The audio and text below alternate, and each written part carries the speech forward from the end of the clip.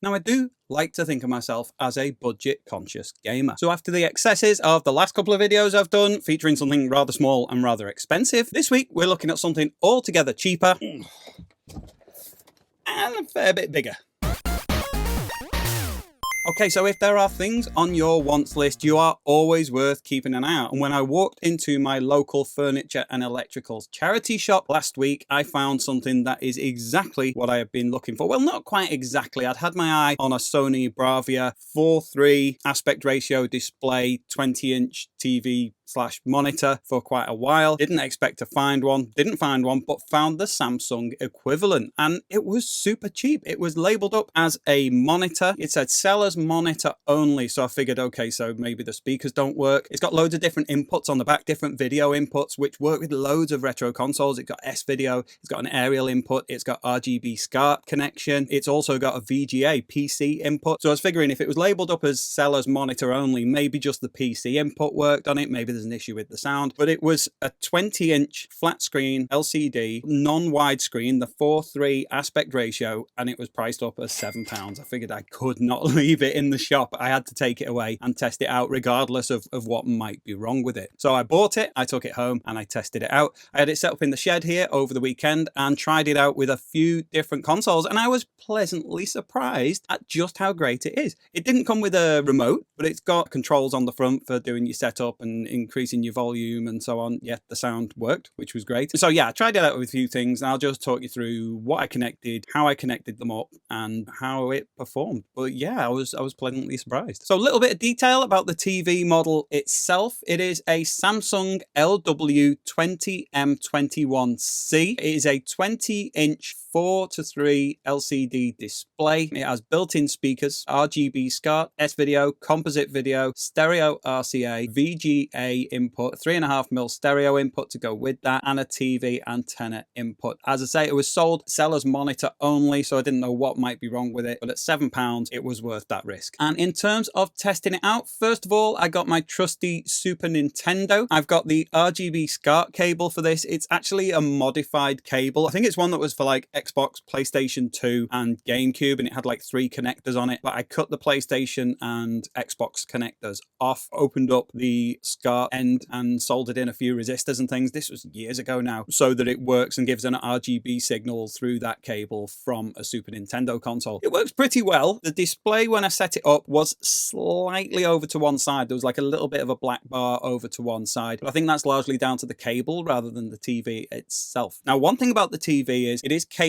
of displaying a 60 Hz video signal. Now, way back before the HD TVs and the modern consoles and so on, we in the what were known as the PAL territories in Europe and Australia, I think, and I don't know, there were a few different ones, but it was PAL and there was NTSC, and NTSC, like the American standard, was 60 Hz, so it refreshed 60 times per second, and the UK, I think that's what it was, and the UK ones, the PAL consoles, were 50 Hz. And rather than program the games accordingly for those consoles, we usually just got ports of the NTSC ones, which meant the display was slightly different and the speed was slightly slower as well. And the difference in the display was that there weren't as many lines, so it was kind of a squished image, and you'd end up with bars across the top and bottom, almost kind of like a widescreen thing, but the actual image was slightly squished. My Super Nintendo is modified so that it is a PAL console. Sometimes you have to boot the games up first and then flick the switch, but there is a switch that you can flick and it swaps it to a 60 Hz display. So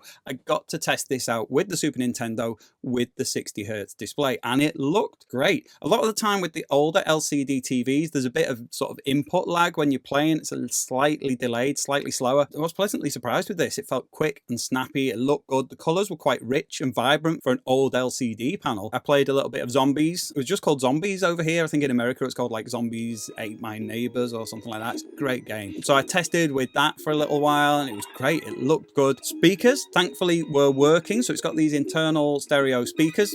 They sounded great. So I played that for a little while and it looked good. It sounded good. As I say, there was the little bar down the side, but that's largely down to my custom built cable rather than anything else. So yeah, Super Nintendo was looking great. I swapped over to my Legend of Zelda cartridge. I had a little bit of a wander around, chopping up some bushes and fighting some guards, and that looked and sounded great as well. It's really, really good for playing these older consoles with the SCART connection, which I think is like a very European thing. I don't think you had the SCART connection in America and so on, but yeah, to get that RGB signal, it looked really, really nice, especially for such a cheap pickup. So yeah, I was happy with that, and then thought, right, well, so we'll try out some other consoles with this too, and maybe with some other connections. So I got my original Sony PlayStation, connected that up with an S-Video cable. So the S-Video cable's got like the S-Video input and also the left and right RCA channel. So you've got a separate channel for your audio and for your video. Connected that up, put R-types in there because I couldn't find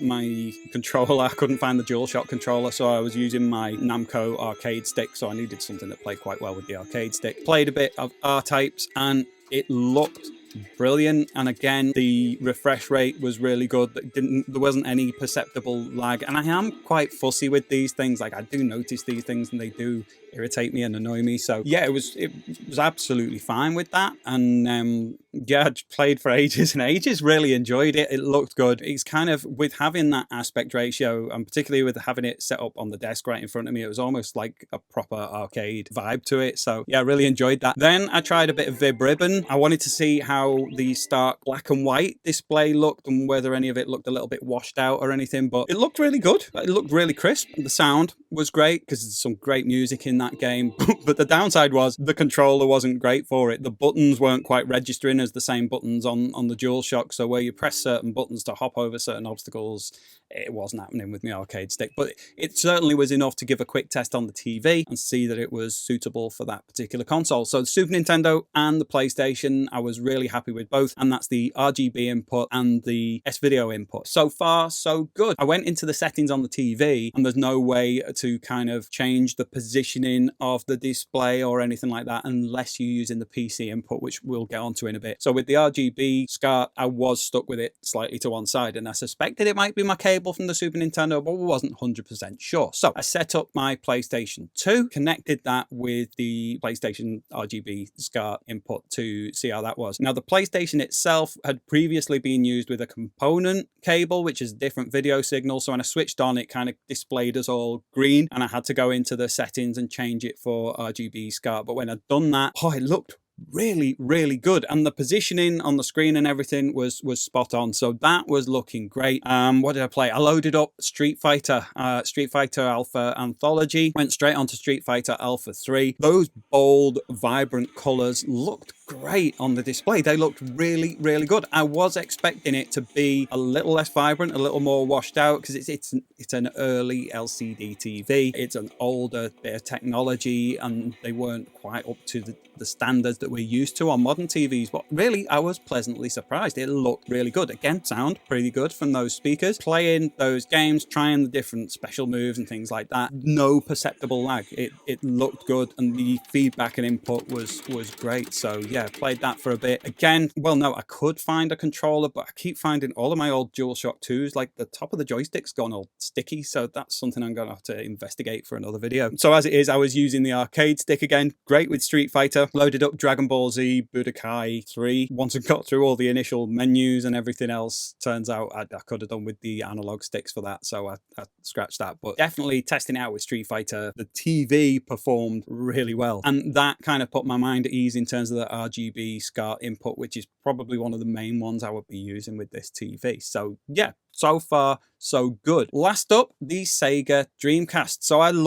a huge fan of Sega's Dreamcast, and one of the things I always liked about it is that it has the ability to output a VGA video signal, which is like a PC video signal, which is like a higher quality than the other video connections of the time to connect up to TVs. Not all Dreamcast games work with it, but you can get an adapter that plugs into the Dreamcast, you connect your VGA cable. Anyway, hooked it up to this TV. That is purely a video signal, so the adapter also has an input for a 3.5mm stereo cable. Connected that up, plugged that into the TV, loaded that up, and whoa, it looked really, really good. I was struggling to get the camera at the right angle angle because the viewing angles aren't great on these older screens. So wherever I was putting the camera, it looked like maybe a little darker at the top and bottom, but just trust me, when I'm actually sat there with the screen in front of me, it looks brilliant. The Dreamcast that I was using has been modified with the GDEMU, which is like a disk drive emulator where you plug in a SD card that's packed up with games instead of putting disc games in. So I could load up a few different ones, tested it with GigaWing 2. It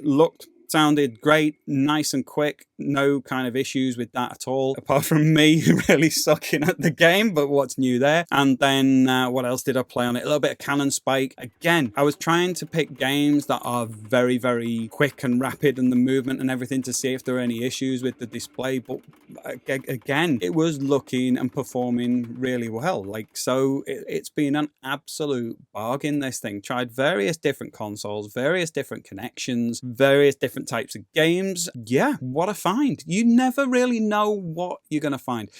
I never really go into these places or go to car boot sales and things going, I am looking for this particular thing. There's various different things that I'm always keeping an eye out, but it is worth going and looking and checking whenever you get the time, because you never know what you might find. You might then stumble across something like I found here. It kind of rejuvenated my interest for a lot of older consoles I own and used to collect for, but haven't used for a while. I do own a cathode ray TV. It's cool. It's a big Sony one, but it's big, and again, it's had to be packed away because I just haven't got the space for it. This gives me the opportunity to be able to play those consoles again. Very, very much enjoying the throwback feel of playing the Super Nintendo on the original controllers, setting up PlayStation, hearing that boot sound, all of that stuff is just being great. In particular with the Dreamcast on that VGA display, oh, it just looks epic. So as I said right up at the start of this video, generally I am a very budget conscious gamer. I am always hunting for bargains, for rare finds, for treasures, for things where they've not quite been priced right, for things that I know are scarce, and trying to get things for the best price. It's quite rare for me to, which I do occasionally impulsively spend out on something far too expensive, but those are the exceptions to the rule. Normally I like the hunting, the thrill of the chase, and in this case, when I found this TV, it's a perfect example of when that persistent approach to keeping an eye out for things does pay off. And from buying it and then taking it home and setting it up and testing it out, it was loads of fun bringing out all of my old consoles and playing loads of games I haven't played